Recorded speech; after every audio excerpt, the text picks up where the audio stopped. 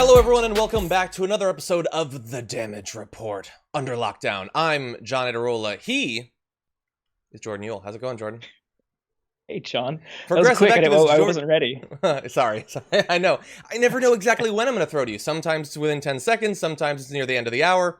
But we're very glad to have you here. Jordan is a great progressive activist. And in fact, we're going to have an example of the sort of work that he and his organization have been doing recently to close out the show. So very excited about that. For those of you who are already in the chat, and there's a good number of you, please hit the like button to help spread the stream to more people so they can get involved in the conversation and in the fight that we're engaged in, ongoing.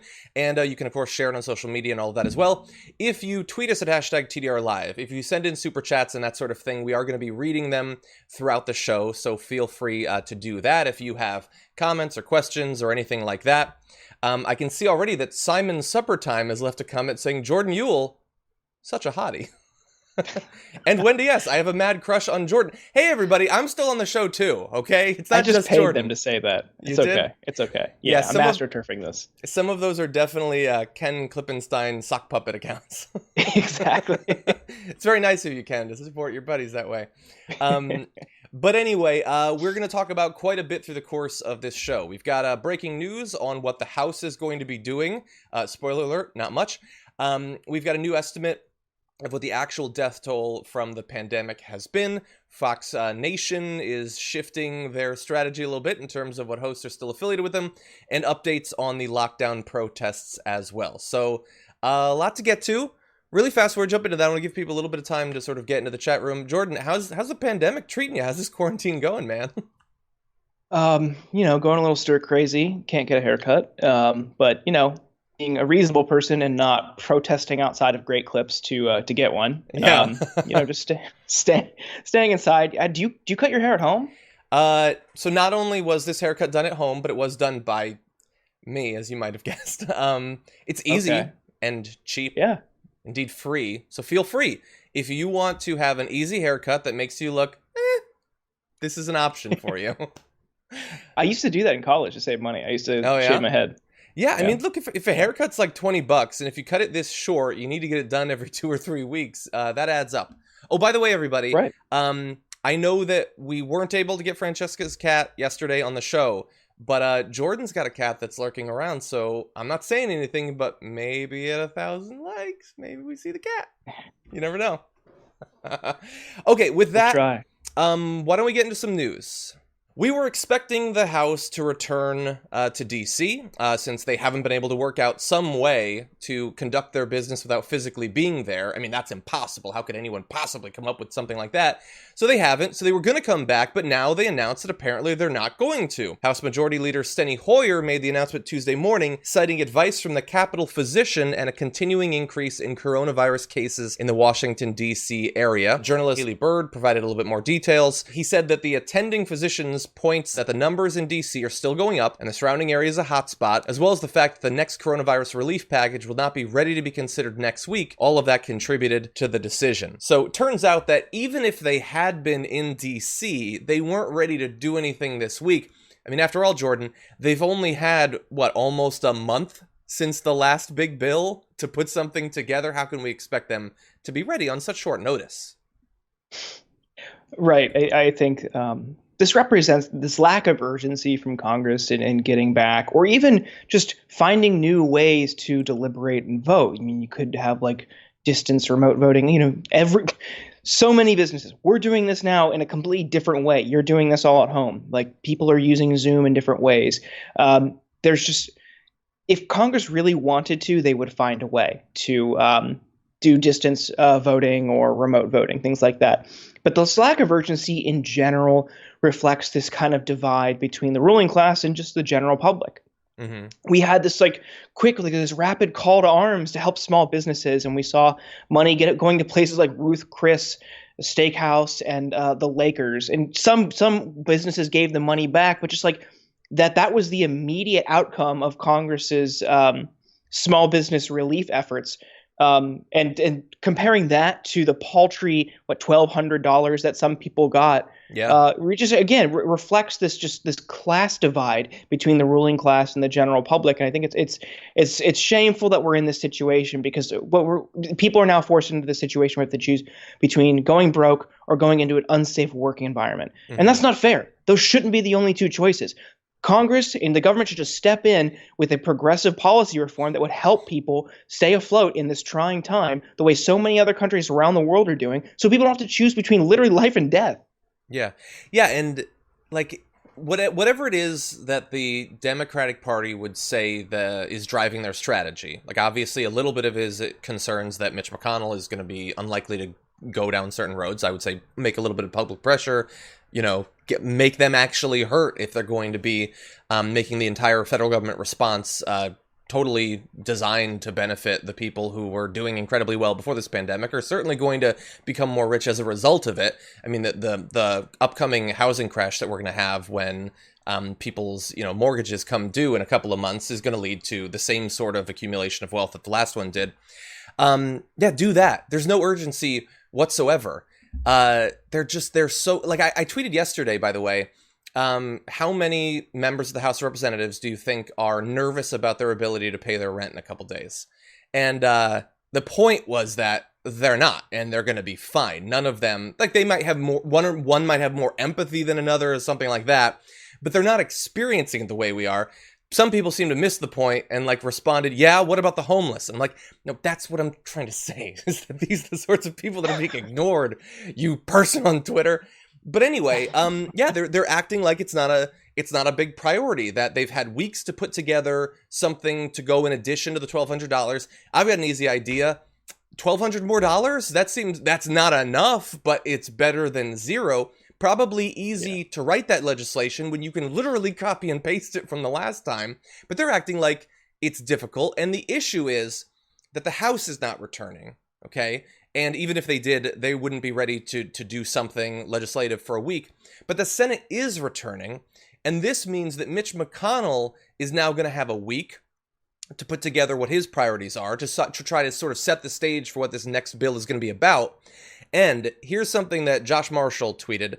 Apparently, Mitch McConnell says his top priority for the next legislation is immunity for companies who get sued by employers or customers for giving them COVID.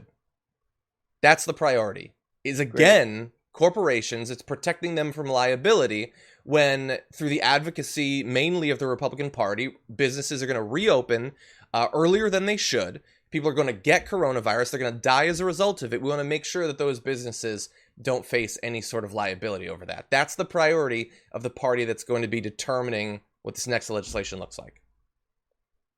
And to contrast that, I saw a headline yesterday that Chuck Schumer in the next relief package is going to fight to get Trump's name off of the checks.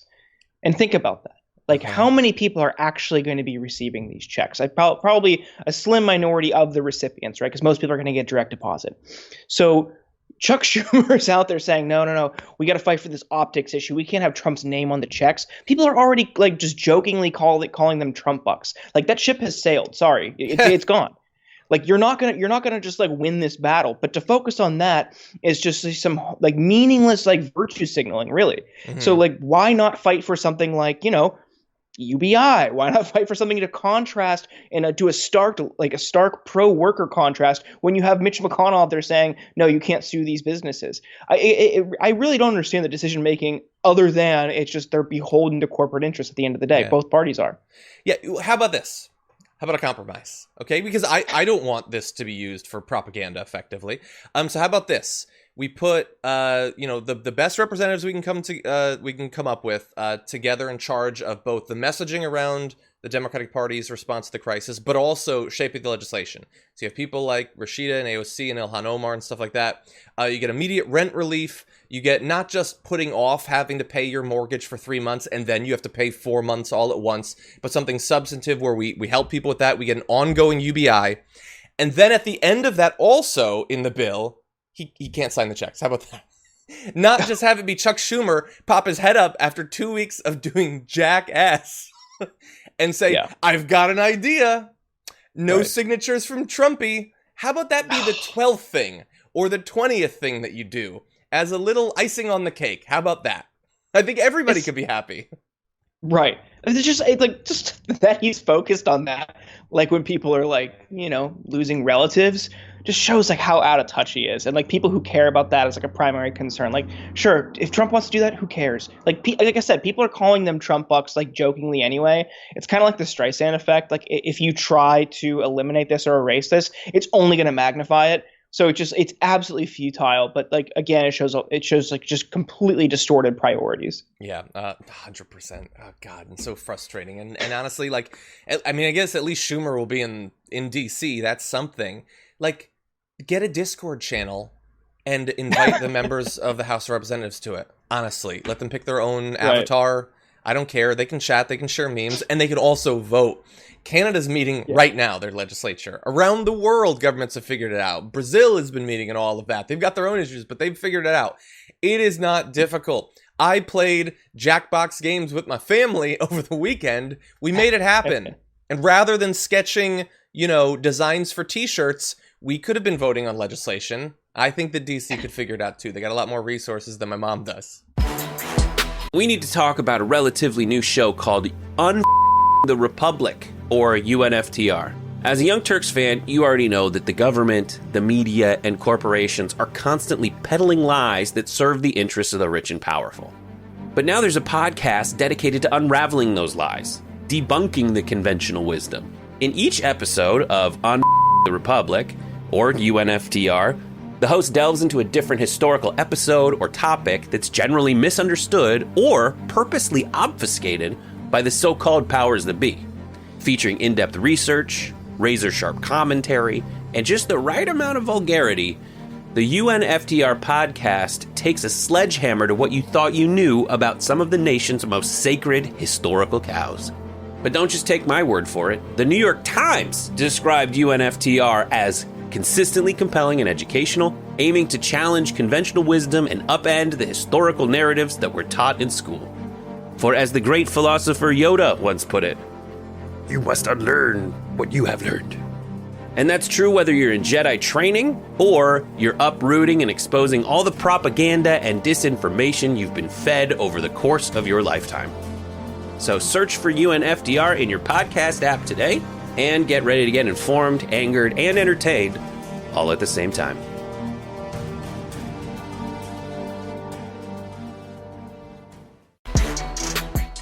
So we have known from the very beginning of the pandemic hitting America that the number of cases and the number of deaths are certainly not the actual number. Now, depending on who you ask, they are an undercount or an overcount. From the very beginning, Fox has been implying, sometimes in subtle ways, sometimes in insane conspiracy theory ways, that the number has been artificially inflated to effectively count everyone who has died from the beginning of this as if they had died as a result of coronavirus.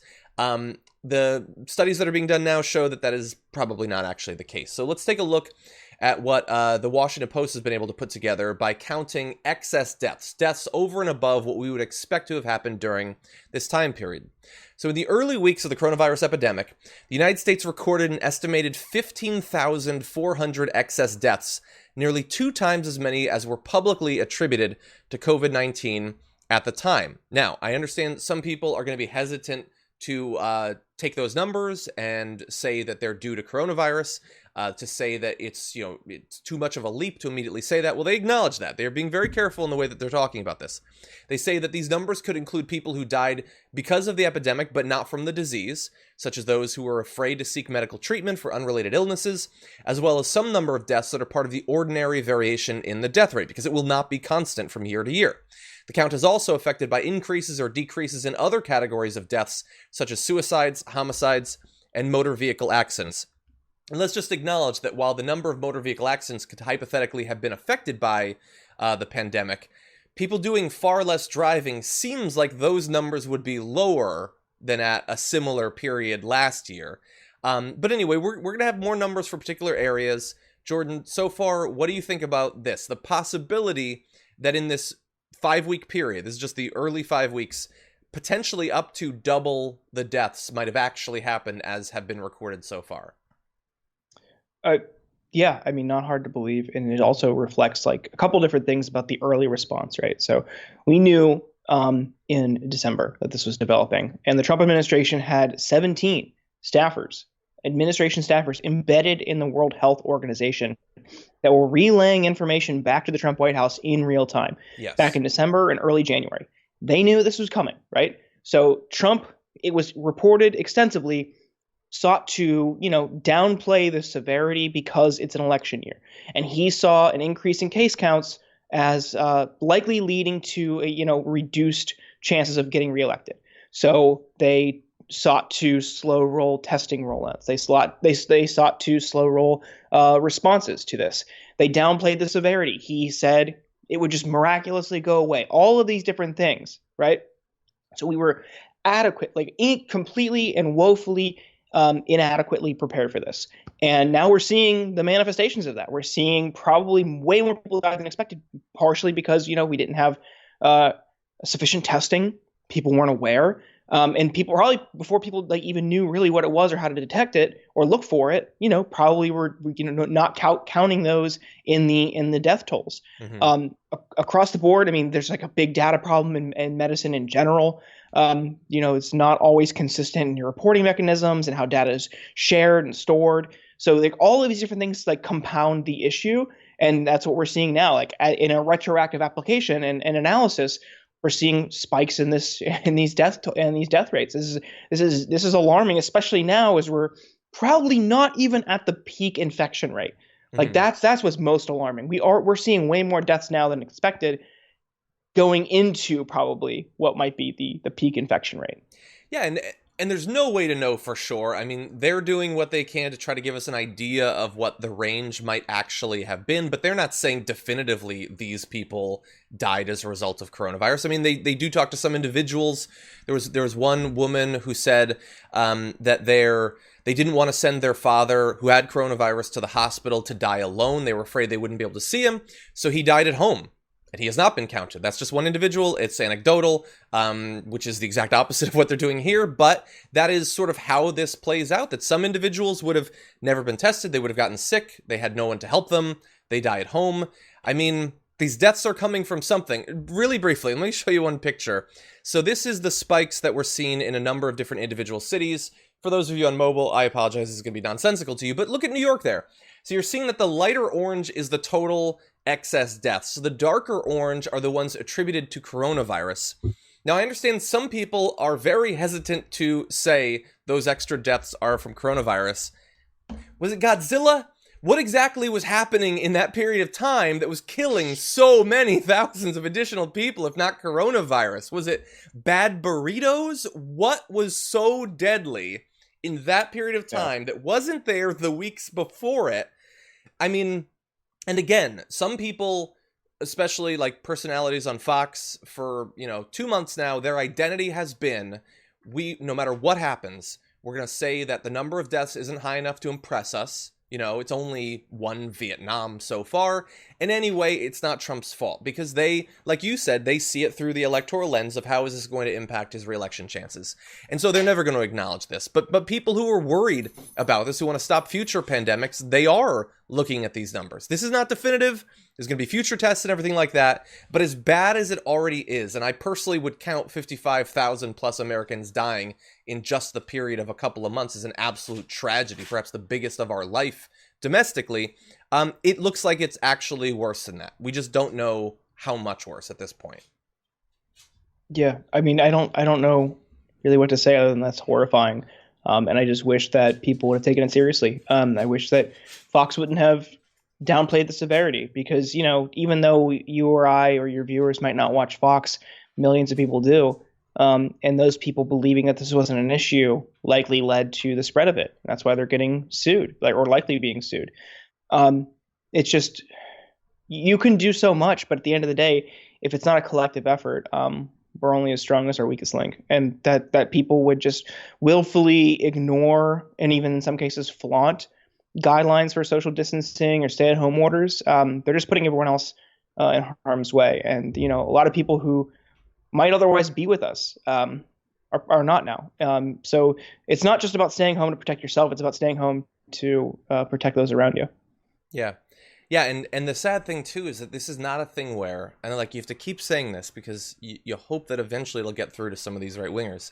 This is not a thing where you just get to decide for yourself what risk you're going to have of contracting or dying from coronavirus. That is not how it works. By you putting yourself out there, you put everyone you come into contact with later potentially at risk. And we're 2 months into this. We're many tens of thousands of deaths into this, and they still don't accept this. Just yesterday at his press conference, and look, we're trying to cover it less. We're literally not doing any stories about his press conference today.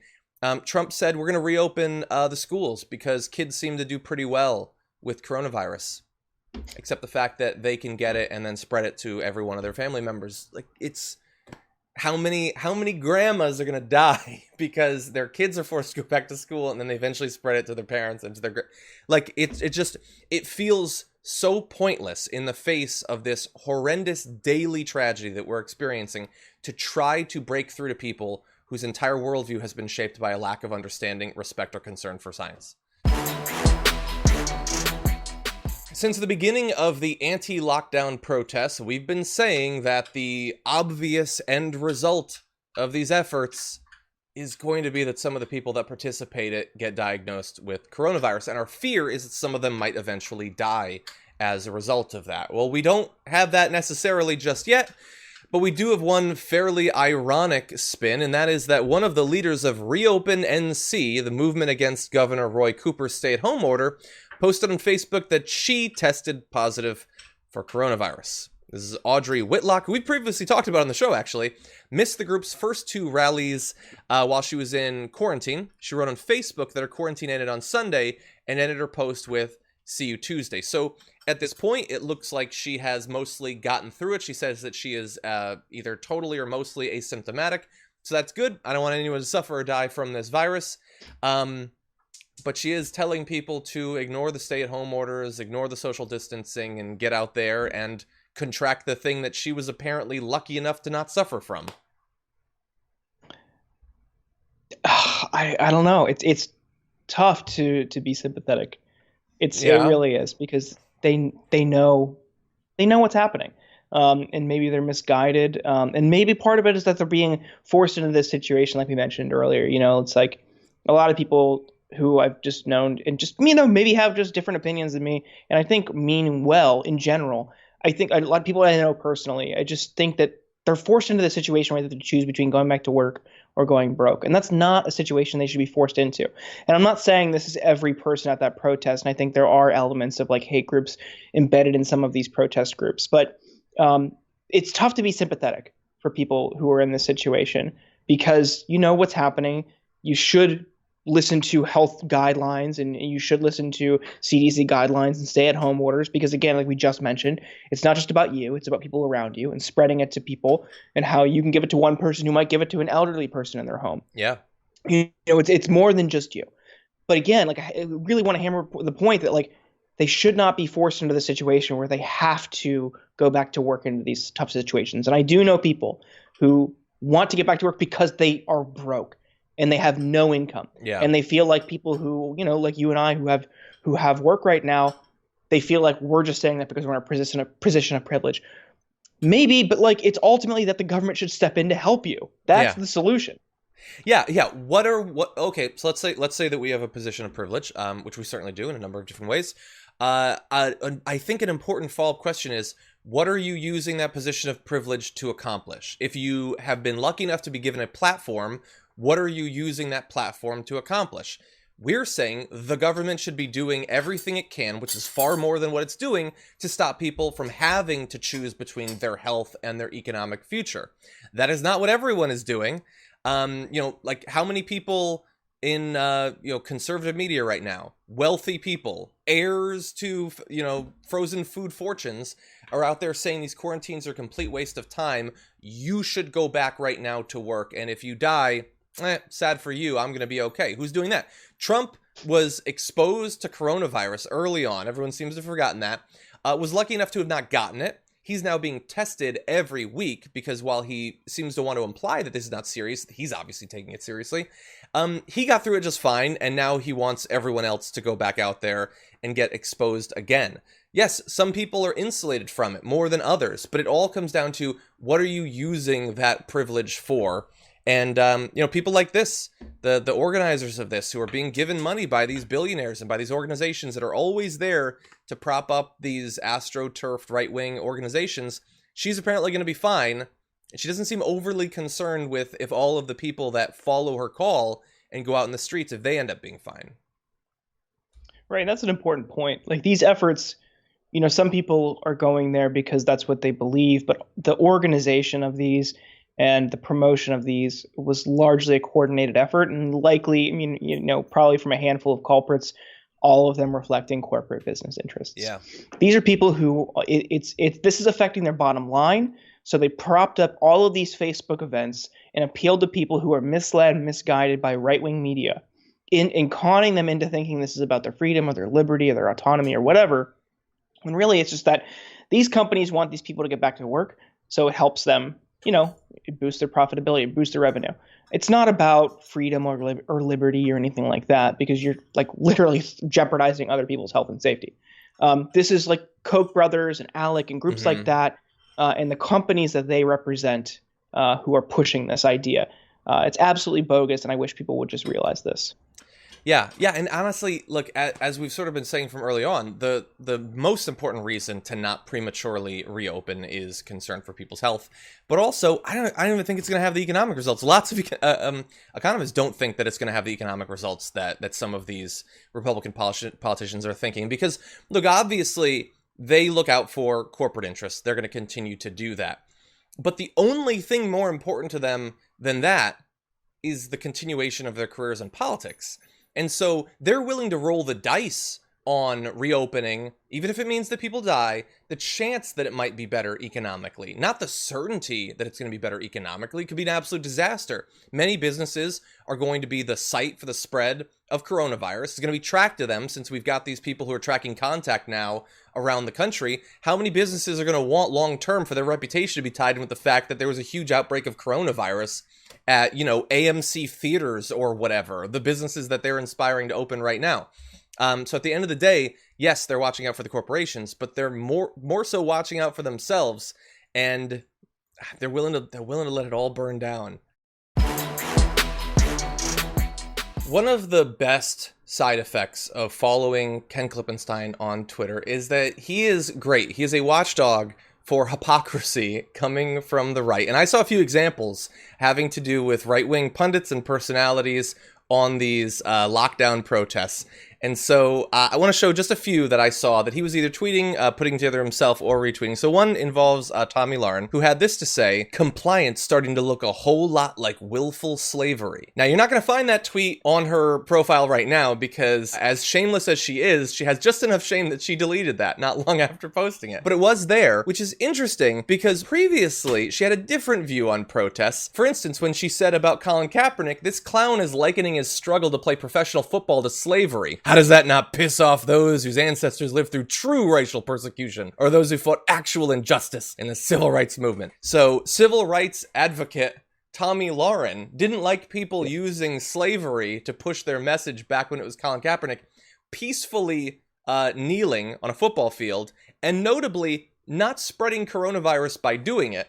But now, if we go along with this, we're no better than slaves, Jordan. Yeah. I mean, even the phrase willful slavery, just think about that for a second. Yeah, what does she think that slavery is? Yeah. You like signed up. It was like an internship. God damn. Sorry, I don't know if we're allowed to say that. No, you are. They weren't poorly paid. They were slaves.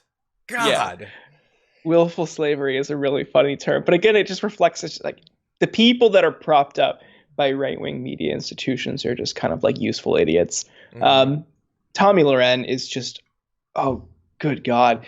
It's just kind of like the lowest common denominator type arguments, pandering to, just the typical, like, falling back on the Second Amendment, an absolutist First Amendment thing when it's convenient, just patriotic, like fascist garbage. I mean, the hypocrisy isn't really new for her. This is the same person who had American flag themed yoga pants. Her line of American flag themed yoga pants that went for like $90 a pair, but they were made in China. Exactly. After like championing Trump's like Made in America legislation or efforts. Mm-hmm. So it's just like, at the end of the day, all these people lean into that type of rhetoric when it's convenient for personal gain. But if it comes down to it, she's going to go wherever the lowest cost of labor is, or wherever the crowd is going, so she could like benefit the most, profit the most, and increase her reach the most.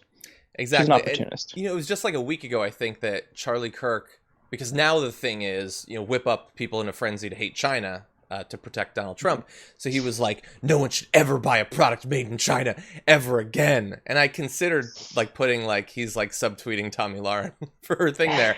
But it feels good sometimes to point out hypocrisy. It doesn't really generally seem to get through to people. Like when it was found that her yoga pants were made in China, like what percentage of her like devoted fans were like, hey, that's super hypocritical. I don't know about this right. Tomi Lahren. Maybe 1 in 100, maybe. But she's not the only one.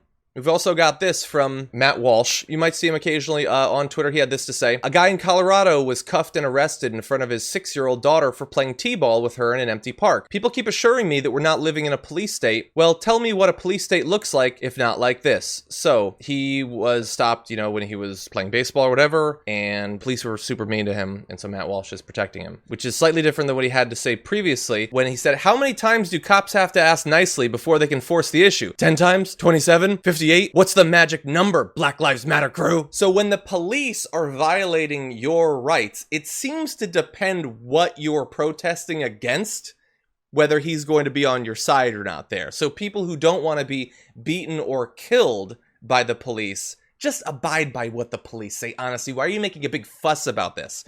But somebody who's being asked to not congregate in a public area for a limited period of time to protect other people's lives. I mean, come on, police, why are you being so mean? Right. I mean, this is just like, that one is just like soaked in white privilege. The fact that he's maligning Black Lives Matter in the latter tweet. And an example that comes to mind is Tamir Rice. Tamir Rice is a 12-year-old kid in Cleveland who was playing in the park. Yeah. Cops drove up and within literally 2 to 3 seconds got out of the car and shot and killed him. Yeah. It was just horrifying, and it was absolute crickets, or in some cases justification from people on the right. So to see that a 12-year-old child murdered in cold blood by Cleveland police, an absolute just total blind spot from the right. But here a guy playing in the park just gets arrested and still is alive, knowing he wasn't even supposed to be there in the first place. Just absolute, sure, hypocrisy, and I don't know if people will actually care on the right, but it's a mix of hypocrisy and white privilege. 100%. And again, we point it out because hey, it is hypocrisy, and that matters to us. Also, it's a little bit fun, but not because it's going to make any difference, because the grift goes on. You can't stop that train, baby.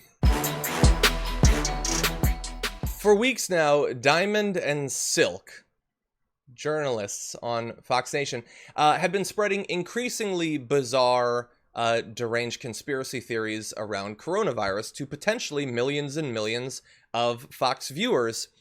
Apparently those days are now done, because like Trish Regan, there are some people on Fox who can say whatever they want, and they will be fine no matter what, and others who... there is a line. It's beyond the bounds of reason, but not beyond the bounds of them potentially reaching it, because Diamond and Silk have apparently been pushed out. A source with knowledge told the Daily Beast, after what they've said and tweeted, you won't be seeing them on Fox Nation or Fox News anytime soon. And apparently they have not been guests on Fox News, like the actual TV version, for several weeks now, and they also have not had a new episode of their show on Fox Nation for some time. So in a minute, we're going to give you a few examples of the things that they said, but Jordan, are you surprised that they apparently crossed that line? They seem to be such superstars on Fox Nation up until now.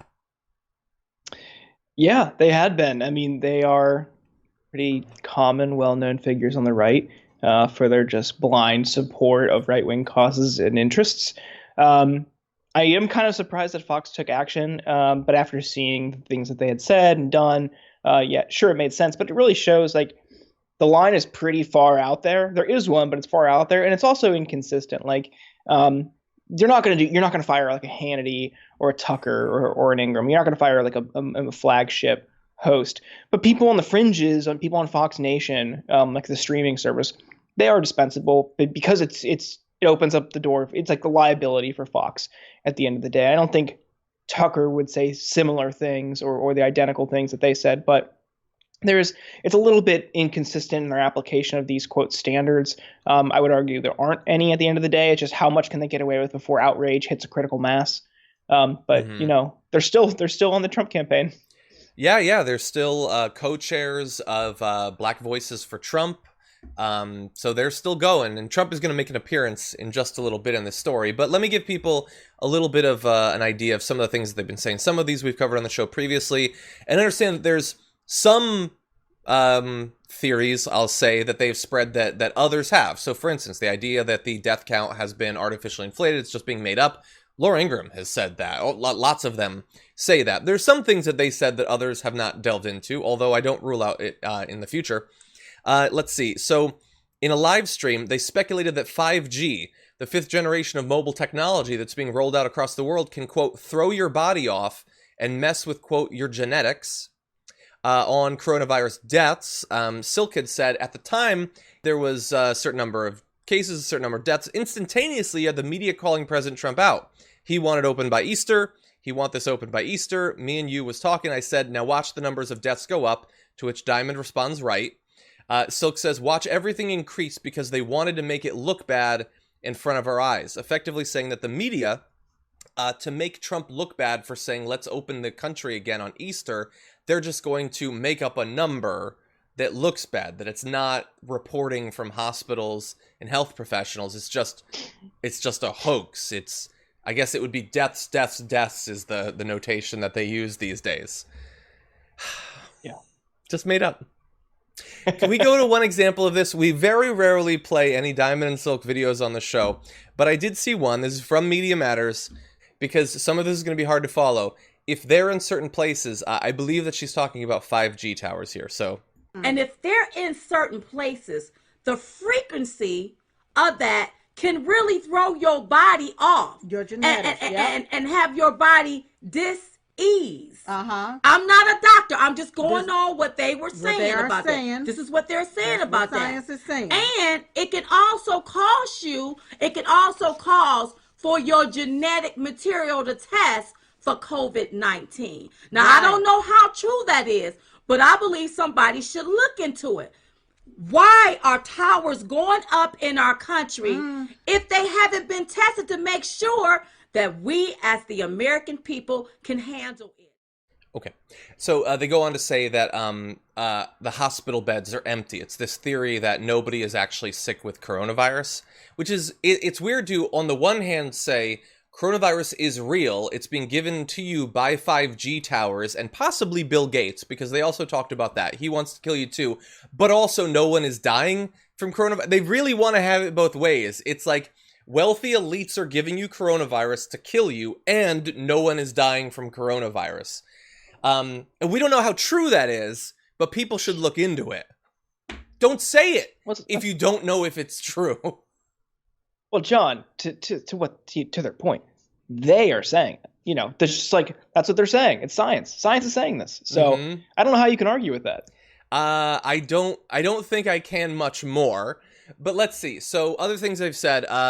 So they said that they're not going to take any COVID-19 vaccine that Bill Gates is involved with because he's pushing for population control. So he's going to kill people, or I don't know. And I saw Candace Owens also said that no matter what, from anyone, she's not taking a vaccine for coronavirus.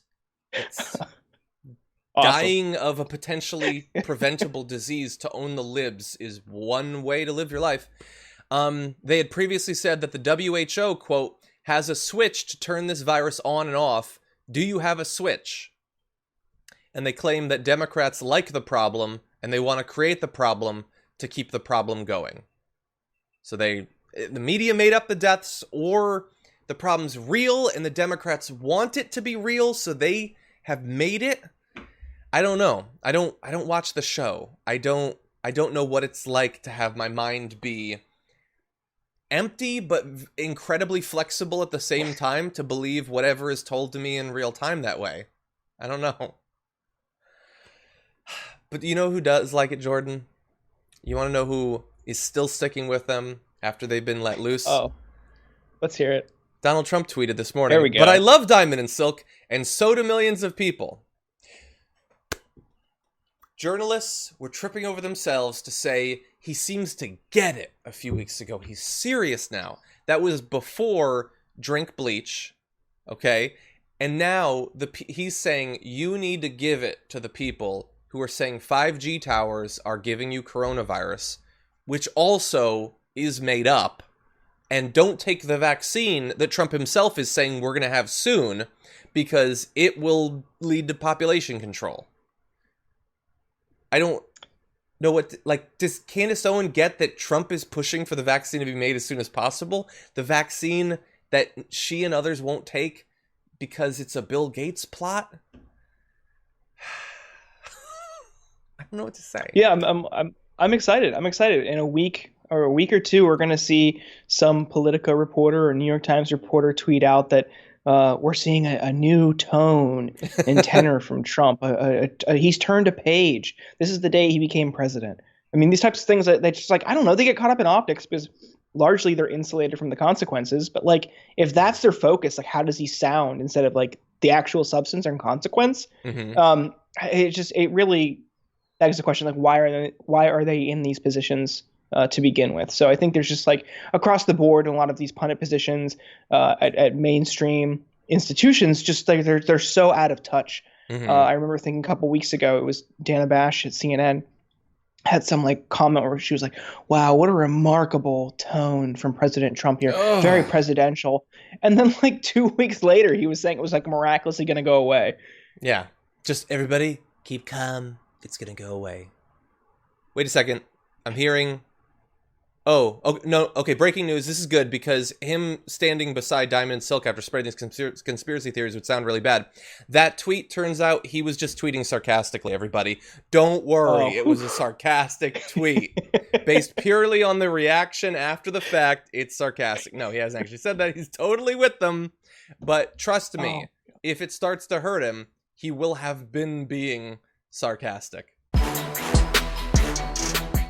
Move On has a new ad, and since we have someone who can speak to the organization and its efforts, we're going to take a look at this ad and then get some commentary. The virus, a lot of people think that goes away in April with the heat. We're in great shape. America is hurting tonight, from the stunning new unemployment numbers to the still climbing death toll. I was just calling to check on him, and that's how I found out he was gone. The virus looks like by April, in theory, when it gets a little warmer, it miraculously goes away. For the first time in history, all 50 states are now under major disaster declarations. COVID-19 is becoming like a sniper in the viral war, silently taking out healthcare workers. When we get into April and the warmer weather, let's see what happens, but I think it's going to work out fine. Staggering new developments in the pandemic. The death toll from the virus keeps rising. Among the hardest hit, the nation's nursing homes. It's hard for me to fathom. He went so quick. That will go away in April. Looks like by April, miraculously goes away. We're in great shape.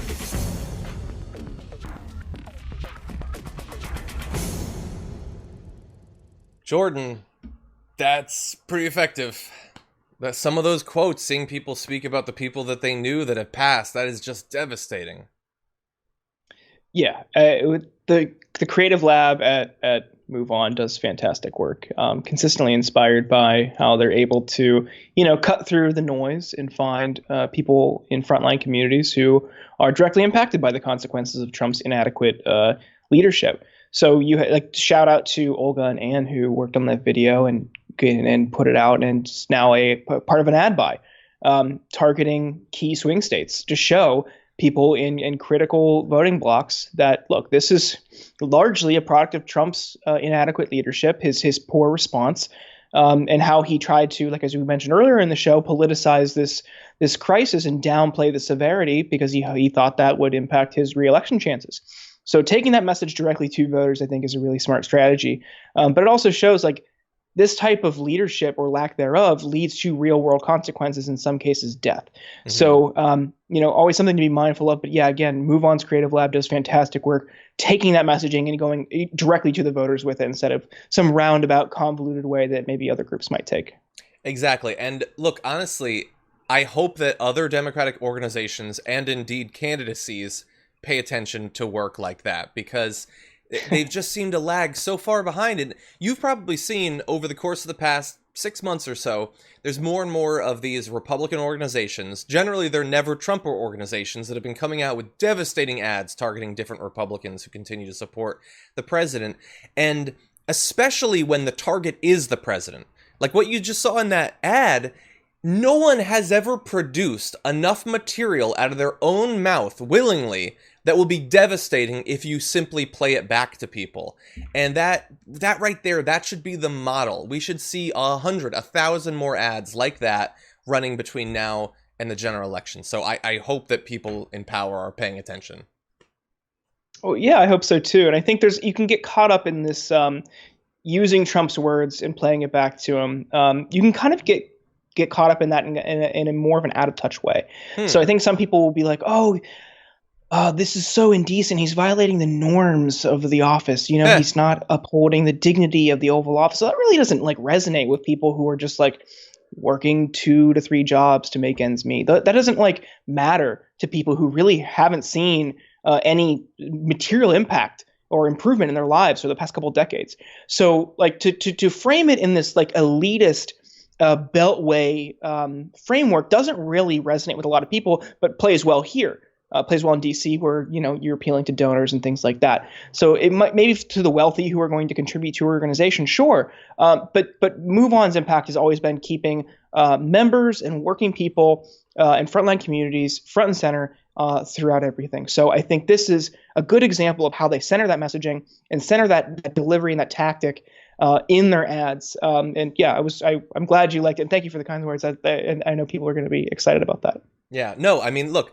As I always say when you appear on the show, I love the tireless work that you do, especially on social media to spread the right sorts of messages and, gather people in pursuit of laudable goals.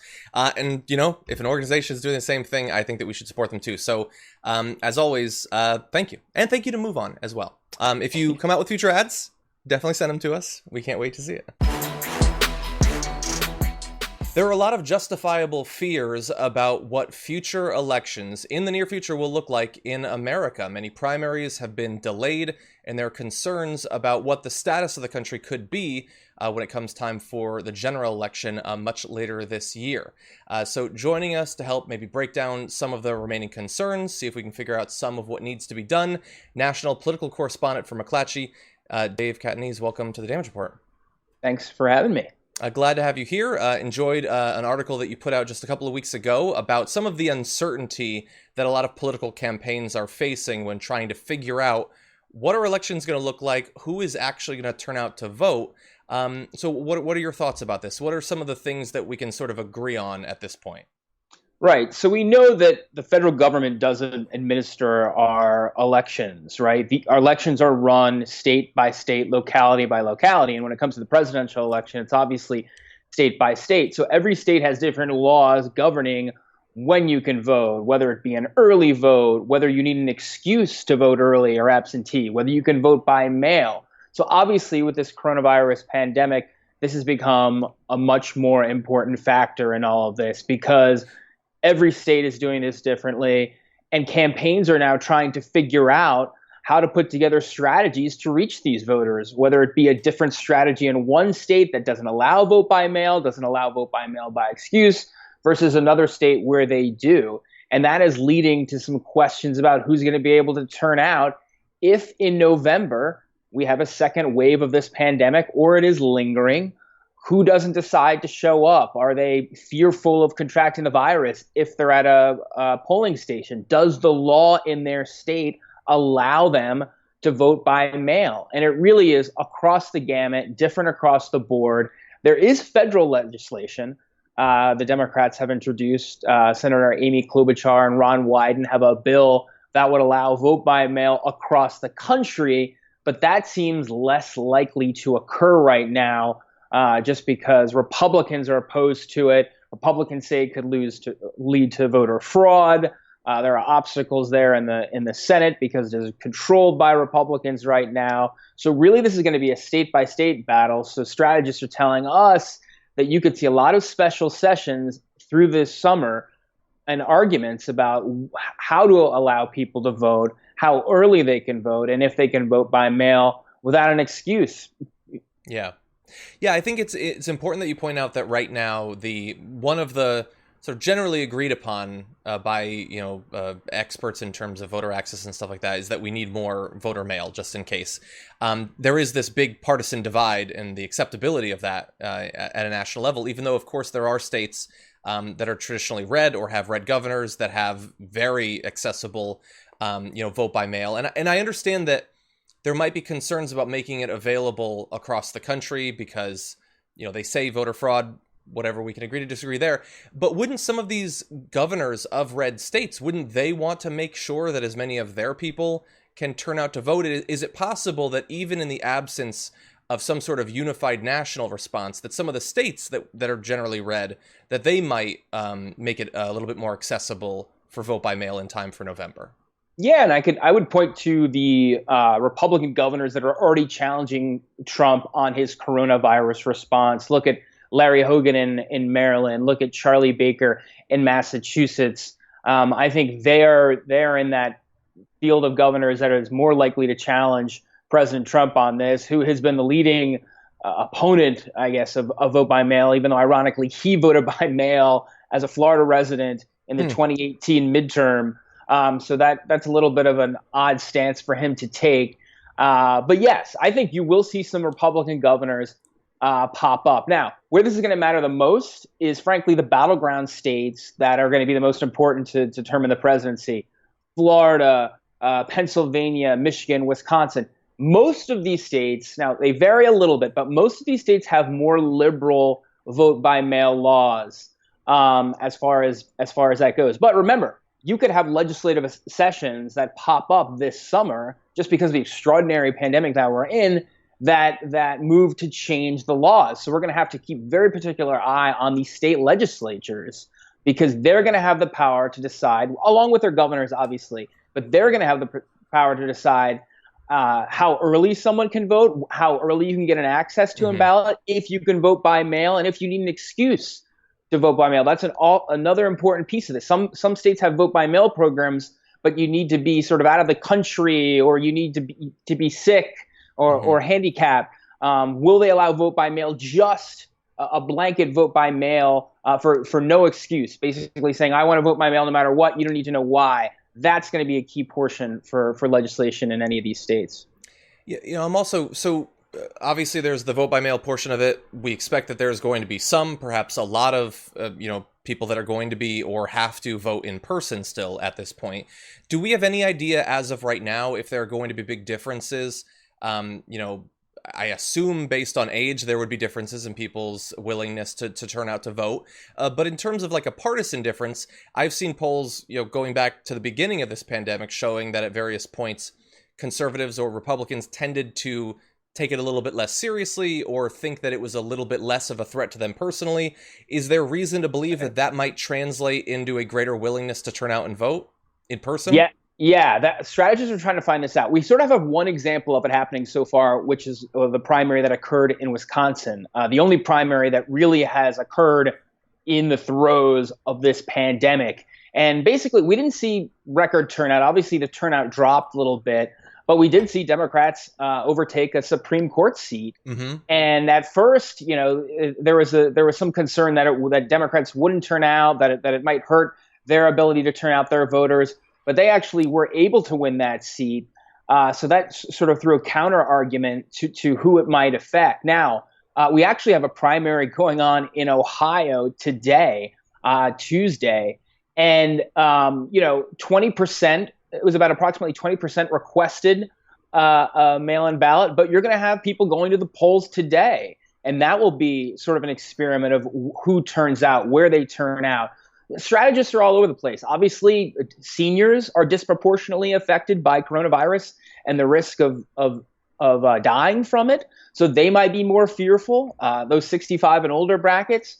Could that lead to helping younger people turn out more in some way because they are less concerned about it, because young people don't have that fear that they have a better mortality rate?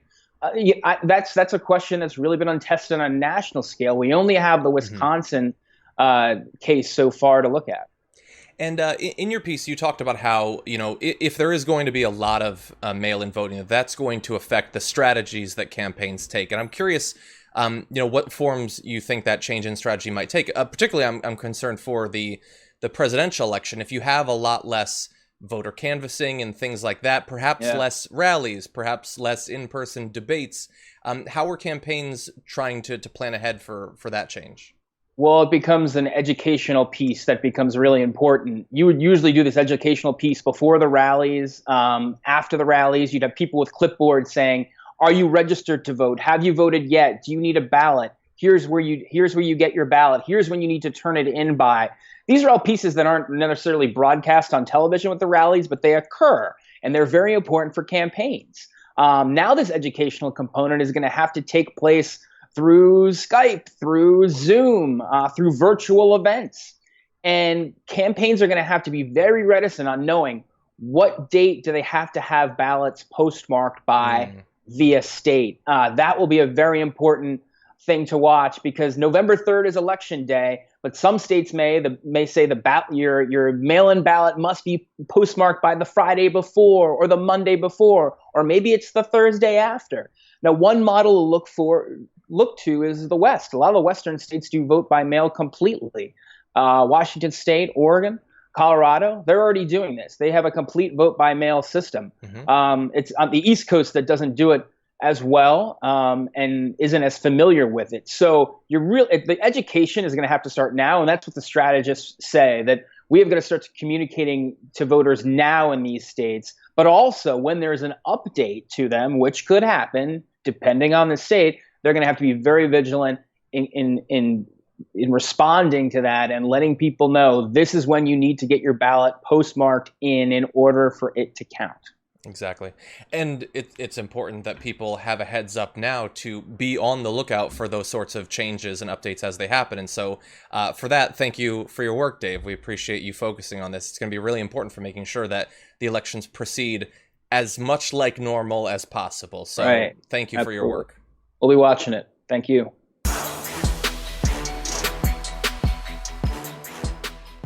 Thanks for listening to the full episode of The Damage Report. Support our work, listen ad-free, access members-only bonus content, and more by subscribing to Apple Podcasts at apple.co/TYT. I'm your host, John Adarola. I'll see you soon.